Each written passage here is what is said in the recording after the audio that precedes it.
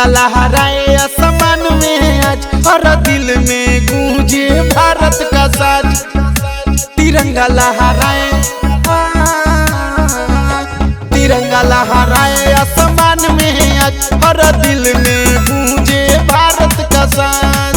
संविधान की शक्ति लोकतंत्र की शान 26 जनवरी ने दी हमें पहचान, हमें पहचान, हमें पहचान।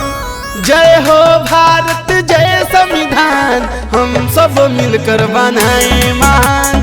जय हो भारत जय संविधान, हम सब मिलकर बनाए महान।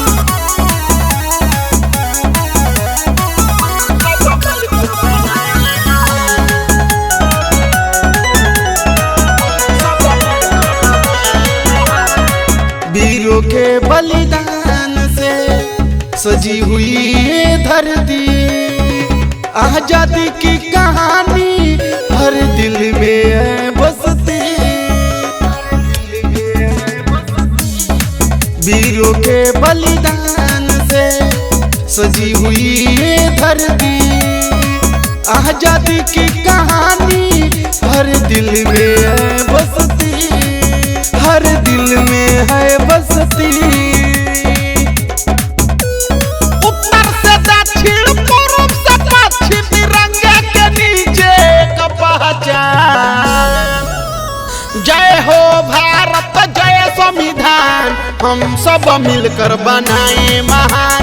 जय हो भारत जय संविधान, हम सब मिलकर बनाए महान।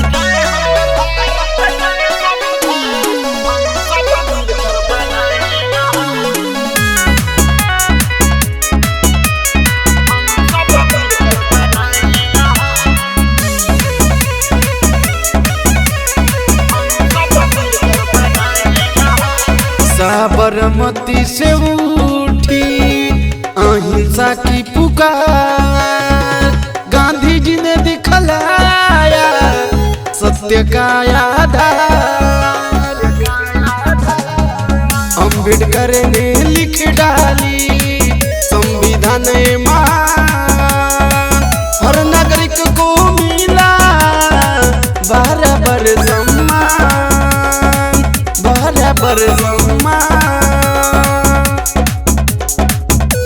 सरहद पे खड़ा है जो भी जवान, उनके हौसलों को हमारा सलाम।